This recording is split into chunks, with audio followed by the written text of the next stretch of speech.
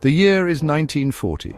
The world watches in horror as the flames of war engulf Europe. Nazi Germany, under the iron fist of Adolf Hitler, has unleashed its military might with terrifying efficiency. Poland, Denmark, Norway, the Netherlands, Belgium, all have fallen before the German blitzkrieg. In the spring of 1940, the full fury of the German war machine turned its attention westward towards France.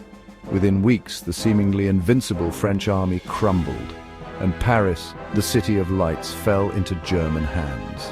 The speed and ferocity of the German advance shocked the world. With much of Europe now under Nazi control, only one nation stood defiant: Great Britain. Geographically separated from mainland Europe by the English Channel, Britain became the last bastion of freedom against the Nazi tyranny sweeping the continent. The stage was set for one of the most pivotal battles in human history, the Battle of Britain. The fall of France in June 1940 sent shockwaves across the globe. The world held its breath. What would Hitler do next? The answer was not long in coming. On June 16, 1940, just days after the French surrender, Hitler directed his military commanders to begin planning an invasion of Great Britain. This operation, codenamed Operation Sea Lion, was a bold and risky gamble. Success depended on neutralizing the Royal Air Force, the aerial arm of the British military. Across the Channel, Winston Churchill, Britain's newly appointed Prime Minister, rallied his nation. In a stirring speech to the House of Commons, he declared, "We shall fight on the beaches. We shall fight on the landing grounds. We shall fight in the fields and in the streets. We shall fight in the hills. We shall never surrender." Churchill's defiant words galvanized the British people, steeling their resolve for the coming struggle. Operation Sea Lion was a complex military undertaking fraught with challenges. The English Channel, though relatively narrow, presented a formidable obstacle for any invading force. To land troops successfully on British soil, the Germans needed to achieve air superiority over southern England and the Channel. This meant neutralizing the Royal Air Force, a task that would fall to the Luftwaffe, the German Air Force. The Luftwaffe, led by Hermann Göring, was a formidable fighting force. It boasted thousands of aircraft, including the Messerschmitt Bf 109, a highly capable fighter plane, and the Junkers Ju-87, also known as the Stuka, a dive bomber known for its terrifying sirens and pinpoint accuracy. Hitler and his generals believed that the Luftwaffe could crush the RAF in a matter of weeks. Once air superiority was achieved, the German Navy would ferry troops across the Channel under the watchful eyes of the Luftwaffe, paving the way for a full-scale invasion of Britain. The Battle of Britain pitted two of the world's most advanced air forces against each other. On one side stood the Luftwaffe, larger, better equipped and battle-hardened after campaigns in Poland, France and Norway. Facing them was the RAF, smaller in number but determined to defend their homeland at all costs. The RAF had several advantages, including the iconic Supermarine Spitfire and Hawker Hurricane fighter planes, both agile and well-armed. Crucially, the RAF also benefited from an integrated air defense network, known as the Dowding system, which used radar and ground observers to track enemy aircraft and direct RAF fighters to intercept them. The Luftwaffe, confident in their numerical superiority, initially focused their attacks on RAF airfields and infrastructure in southeastern England. Their goal was to destroy the RAF's ability to defend the skies above the Channel, paving the way for a German invasion. Section 5. A clash of technology: Spitfires, Hurricanes and the Enigma machine.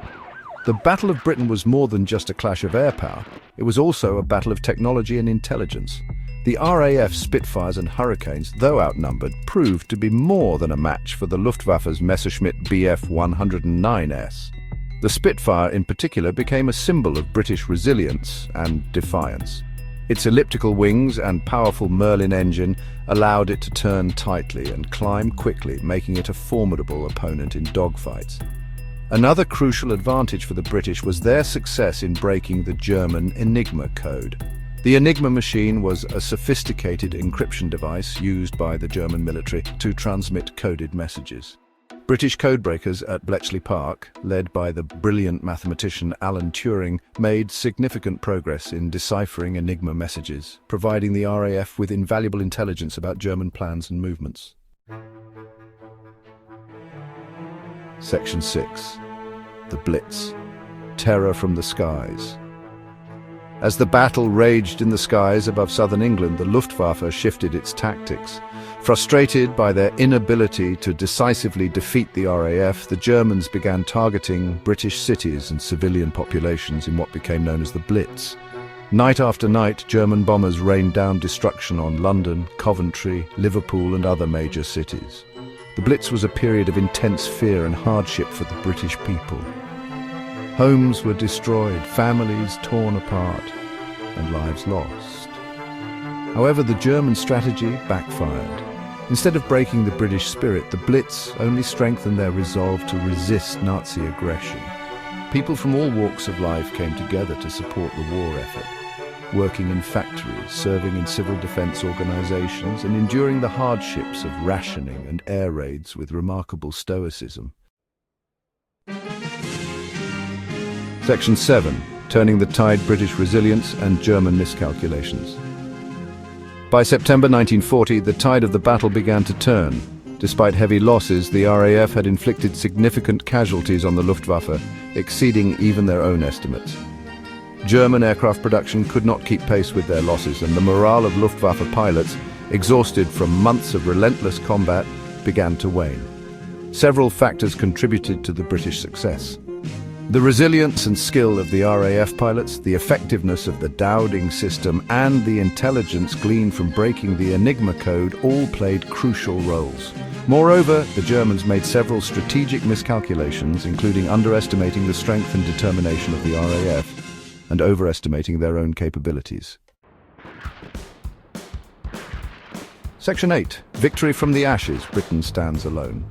On September 15, 1940, the Luftwaffe launched its largest daylight raid on London in a desperate attempt to break British resistance. The RAF responded with ferocity, scrambling every available fighter to meet the German onslaught. The skies above London became a swirling maelstrom of twisting metal and exploding aircraft. By the end of the day, the Luftwaffe had suffered heavy losses. Realizing that they could not achieve air superiority over England, Hitler reluctantly postponed Operation Sea Lion indefinitely. The Battle of Britain, though not officially declared over until October 31, 1940, had been won. Great Britain had stood alone against the Nazi war machine and emerged victorious. Section 9. The Legacy of the Few, a defining moment in World War II. The Battle of Britain was a pivotal turning point in World War II. Had Germany succeeded in conquering Britain, the course of the war, and indeed history, might have been very different.